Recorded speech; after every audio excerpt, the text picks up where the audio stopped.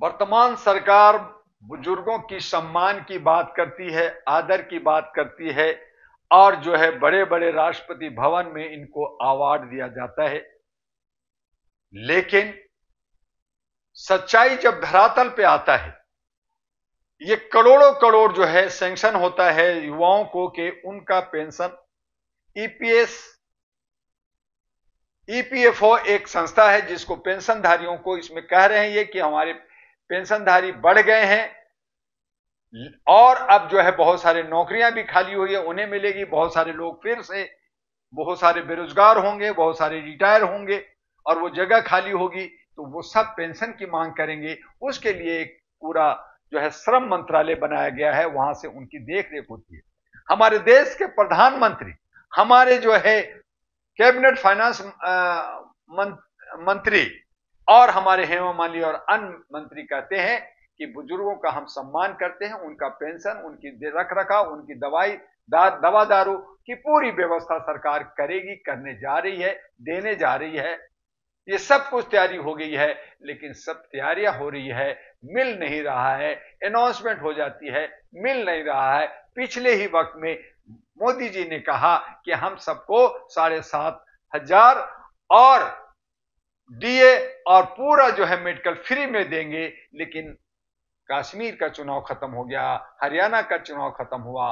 उम्मीद थी कि चुनाव से पहले मिलेगा। हमारे कमांडर ब्रिगेडियर अशोक रावत जी और उनके और बहुत सारे तमाम साथियों ने जंतर मंतर पर शोर शराबा किया, बहुत सारे आवाज दी, मंत्रालय में भागते रहे। हम लोगों ने दुनिया भर के पत्र दिया, मीटिंग्स किया, आश्वासन मिला, हो रहा है, हो जाएगा। लेकिन ईपीएस 95 के लोगों को ठेंगा मिला। उन्होंने आजाद मैदान में महाराष्ट्र के अंदर भी हंगामा किया और इसी उम्मीद से कि महाराष्ट्र के चुनाव से पहले उनकी मांगे पूरी हो जाएगी। महाराष्ट्र का चुनाव 20 नवंबर को खत्म होने जा रहा है, लेकिन सरकार के कान पे जू नहीं रहेगा। झारखंड का चुनाव खत्म हो गया, रिजल्ट 23 नवंबर को आ जाएगा। सरकार किसकी बनेगी नहीं बनेगी, लेकिन बुजुर्गों की जो आह वो दिखेगा चुनाव के रिजल्ट में।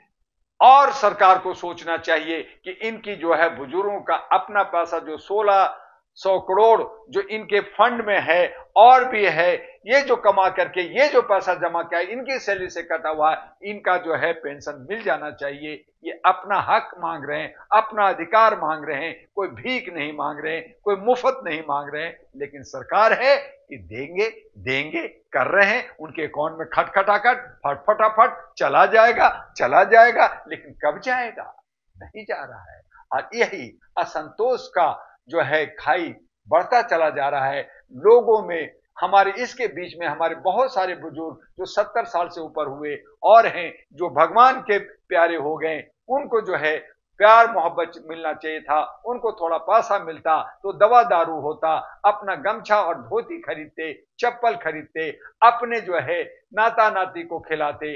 लेकिन वो ऐसा नहीं कर सके और तड़प कर करके, आंदोलन कर कर करके, मांग करते करते वो पधार गए और बाकी लोग जो है उसी लाइन में लगे हैं, खाट पे पड़े हैं और जो है खास रहे हैं, बीमार हैं, उसको देखने वाला कोई नहीं है। तो जब सरकार ऐसे को निरंकुश होगी, सरकार जब मान सम्मान नहीं करेगी, तो हम यही कहेंगे कि आप चाइना के पैटर्न पे चल रहे हैं कि जो जो बूढ़े हो जाएंगे हम उनको काट के खा जाएंगे, उनको खत्म कर देंगे, उसको दफना देंगे। आप नफरत फैलाएंगे, हिंदू मुस्लिम में नफरत फैलाएंगे, उसको मारेंगे, उसको काटेंगे, पटोगे तो कटोगे, पता नहीं क्या क्या करते हैं और फिर हमारे सम्मान को धत्ता पहुंचाते हैं। हम प्यार और मोहब्बत सुहाग चाहते हैं, बुजुर्गों का सम्मान चाहते हैं और देश के मोदी है तो मुमकिन है, तो उनको सोचना चाहिए कि इनके जो ईपीएस 95 के पेंशनधारी हैं उनकी तमाम मांगे जल्द से जल्द पूरा करें और उनको मुख्य धारा में जोड़े। जो ये नहीं कर रही है तो इसका अंजाम भी मोदी जी को भुगतना होगा। वो इसलिए जिनते हैं जर्नलिस्ट महोदया कि हमारे सामने कोई विकल्प नहीं है। हमारे जो सीधे साधे लोग हैं, जो हमारे बुद्धिजीवी लोग हैं, जो हमारे यूथ लोग हैं, उनके पास उन संसाधन नहीं है या उनकी सोच को इतना कमजोर कर दिया गया है इतना दबा दिया गया है, मानसिक गुलाम कर दिया गया है कि वो सोच नहीं पाते। और ये जो चट्टे बट्टे लोग हैं, एक थाली के अंदर 10-12 पार्टियां हैं, वही एक हारती है, जीतती है, एक दूसरे को हराती जीताती है। तो आज हमें विकल्प की जरूरत है। अगर जिस दिन हमें विकल्प मिल जाएगा, जिस दिन हमारी जनता समझ जाएगी, और ये बटोगे कटो की जो बात कर रहे हैं, अगर हम युवा लोग और हम जो बहुसंख्यक लोग हैं, जो समझदार लोग हैं, जो बुद्धिजीवी लोग हैं, वो एक साथ हो गए और ये बट जाते हैं, तो हमारी जीत होगी। हम अपना जो है लोकतंत्र को बचा पाएंगे, अपना संविधान को बचा पाएंगे।